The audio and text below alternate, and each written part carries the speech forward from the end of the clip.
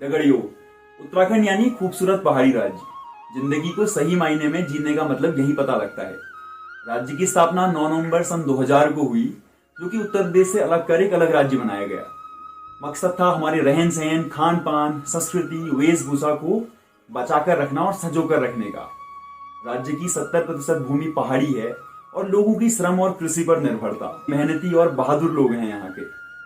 वैसे हमने कई क्षेत्रों में बुलंदियां हासिल की और कई चुनौतियां आज भी हमारे सामने फन फैला के खड़ी हैं, लेकिन हम भी तैयार हैं और अधिक मजबूती से।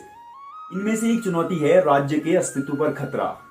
तो आज की वीडियो में देखते हैं उत्तराखंड का पुराना भू कानून क्या है, इसे खत्म किया जाना या इसमें संशोधन किया जाना क्यों जरूरी है। तो चलिए देखते हैं। तो सबसे पहले समझते हैं कि भू कानून होता क्या है। हर राज्य के कृषि को लेकर अपने कुछ नियम कानून होते हैं। राज्य बनने के बाद उत्तराखंड ने उत्तर प्रदेश का भूमि कानून ही जारी रखा, जो कि 1950 में बना था।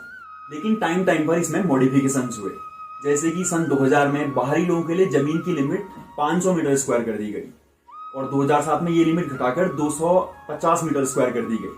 लेकिन 2018 में चूंकि गवर्नमेंट इंडस्ट्रियल सेटअप को लाना चाहती थी, यहाँ के लोगों के लिए रोजगार के अवसर पैदा करना चाहती थी, तो ये नॉन एग्रीकल्चर लैंड पे लिमिट हटा दी गई। गवर्नमेंट के 2018 में इस कानून में मॉडिफिकेशन का सीधा सा मतलब था कि इंडस्ट्रीज को प्रमोट करना, राज्य में रोजगार के मौके बनाना और यहाँ के लोगों का जीवन स्तर सुधारना। लेकिन देखें कि इसमें दिक्कत क्या है। फर्स्ट थिंग कि इंडस्ट्रियल सेटअप के लिए जो लैंड लाई गई थी उसमें कोई भी लिमिट नहीं है, यानी कि जो इंडस्ट्रियल प्लेयर्स हैं, बड़े बड़े बिजनेसमैन हैं, they can buy any number of land, any amount of land in the state like Uttarakhand. Second thing है कि 2018 में ये कानून आने के बाद से अभी तक कोई भी industrial setup, major industrial setup राज्य में नहीं हुआ है। आगे देखें कि उत्तराखंड की जो संस्कृति है उसमें भूमि से रिलेटेड कुछ कल्चरल थिंग्स क्या क्या हैं। सबसे पहले अगर आप भिकिया से रानीखेत बेल्ट में देखें तो यहाँ पे भूमिया देवता के नाम से एक देवता है जो कि स्पेशली भूमि को ही डेडिकेटेड है।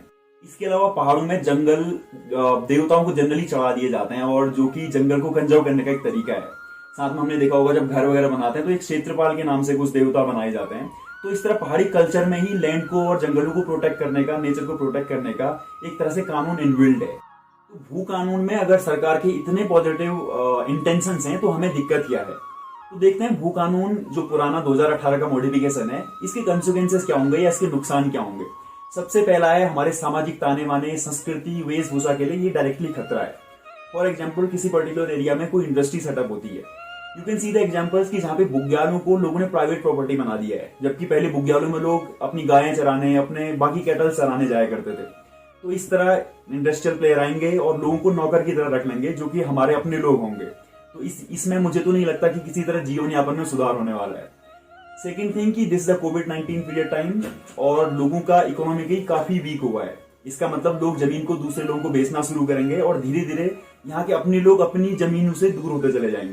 तो अगला कंसर्न है वो कि फ्रेजाइल हिमालयन इकोलॉजी का, यानी कि लोग यहाँ पे डेवलपमेंट करना शुरू करेंगे तो ऑफकोर्स हिमालय के नए पहाड़ हैं, हमने देखा है कितने लैंडस्लाइड अर्थक्वेक लगातार आ रहे हैं, क्लाउड बर्स्ट टाइप की घटनाएं भी हैं। तो इस तरह हमारी हिमालयन इकोलॉजी के लिए खतरा है।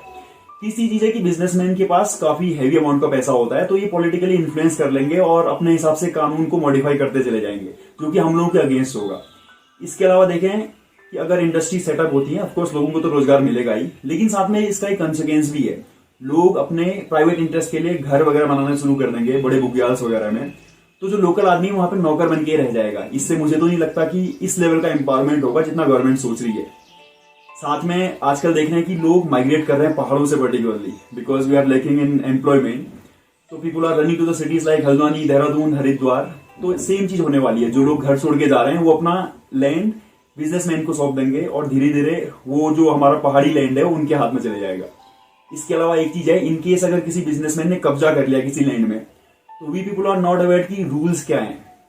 तो बिजनेसमैन के लिए इजी है कि लॉयर हायर कर लें और ये चीजें चलती रहेंगी। I think we are not able to know the laws as well as we are not aware कि how to get the land back.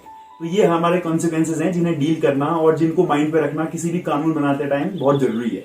देखें कि दूसरे राज्यों में भू कानून से रिलेटेड किस तरह के नियम कानून है। हिमाचल प्रदेश जो कि 1971 में एक राज्य बना था, तो यहाँ के पॉलिटिशियंस ने इस बात को समझा कि यहाँ की जमीन को जो लोकल लोग हैं इस कैपेबल नहीं है, अभी बेच सकते हैं दूसरे लोगों को। तो 1972 में यहाँ का एक भू कानून बन गया। तो लोगों को यहाँ पर जमीन बेचने की आजादी नहीं है। अगर कोई आदमी अपने पर्सनल पर्पस के लिए जमीन खरीदना चाहता है हिमाचल में, तो कम से कम 30 सालों तक उसे वहां पर रहना पड़ेगा। आई थिंक तो वहीं का नागरिक हो जाना है उसने। तो इस तरीके से हिमाचल प्रदेश, नॉर्थ ईस्ट राज्यों में अपने अपने भू कानून है। जैसे हम देख सकते हैं कि भू कानून जो 2018 का संशोधन था, इसमें क्या क्या फ्लॉज है और इनको कैसे सही कर सकते हैं, इस तरफ देखते हैं। सबसे पहले जो बाकी हिमालयी राज्य हैं जैसे हिमाचल प्रदेश या नॉर्थ ईस्टर्न राज्य, तो इनकी तर्ज पर हमारा भी एक कानून होना चाहिए जिसमें हमारे लोकल लोगों के राइट्स प्रोटेक्ट हों और जमीन को बेचने के नाम पर एक लिमिट लगे।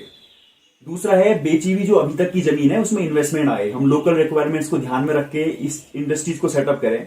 जैसे आप देख सकते हैं मैंने पहले वीडियोस बनाई हुई हैं, तिमुल की सब्जी, लिंगूर, और हमारे यहाँ पे इस तरह की चीजें होती हैं जिनका वाकई इंडस्ट्रीज में यूज किया जाए, कन्वर्ट किया जाए। जैसे पिरूल से पेट्रोल बनता है, तो इस तरह की चीजें सेटअप करें तो हमारे लोकल लोगों को रोजगार मिलेगा। साथ में हम और कर सकते हैं कि हमारे पहाड़ के लोगों को एजुकेशन और स्किल प्रोवाइड कराएं, वो हम अलग अलग तरीकों से कर सकते हैं in addition to government work. इसके अलावा social help groups, corporate social responsibility या डिजिटली लोगों को अवेयर कर सकते हैं कि किस तरह की चीजें हैं और हमें किन पे काम करना है। साथ में जमीन की खरीद पर लिमिट होनी चाहिए, इनरलाइन परमिट टाइप के या मूल निवास के सर्टिफिकेट बनने चाहिए यहाँ के लोगों के। देखें इसके अलावा तो पर्यटन को हम बढ़ावा दे सकते हैं, उसके अलावा माइग्रेशन को रोकना हमारा एक मेन पर्पज रहेगा। साथ में लोग इस बात को लेकर अवेयर हो तो एक कैंपेन चलाते हैं, जैसे सोशल मीडिया पे चल भी रहा है कि उत्तराखंड मांगे भू कानून हैशटैग। तो आई थिंक इस तरह स्ट्रॉन्ग सोशल मीडिया कैंपेन के माध्यम से हम लोग इस भू कानून को एक मॉडिफिकेशन की तरफ ले जा सकते हैं। और एक चीज हम लोग पिछले काफी टाइम से देख रहे हैं कि उत्तराखंड में लगातार सीएम चेंज हो रहे हैं और नए सीएम 6 या 7 महीने बाद बनेंगे क्योंकि राज्य में चुनाव होने बाकी हैं। तो आई थिंक ये सही टाइम है जब हम पॉलिटिकल पार्टीज पे प्रेशर डालें उत्तराखंड में एक भू कानून लाने को लेके, ताकि पॉलिटिकल पार्टीज अपने मैनिफेस्टो में इस चीज को इंक्लूड कर सकें। तो इस हैशटैग उत्तराखंड मांगे भू कानून के साथ आगे बढ़ते हैं और इस वीडियो को इतना ज्यादा शेयर कीजिए कि घर घर तक पहुंचे और लोग जान पाए कि भू कानून क्या है, उनके अपने राइट्स क्या हैं। तो यहाँ से हमारा काम शुरू होता है कि भू कानून से रिलेटेड इन्फॉर्मेशन को जनता तक पहुंचाया जाए। और इस वीडियो को ज्यादा से ज्यादा लाइक करो, इसमें कमेंट करना, साथ में इसे शेयर करना अलग अलग लोगों तक, ताकि लोग अपने राइट के प्रति अवेयर हो सकें। तो इसी के साथ इस वीडियो को खत्म करते हैं। धन्यवाद।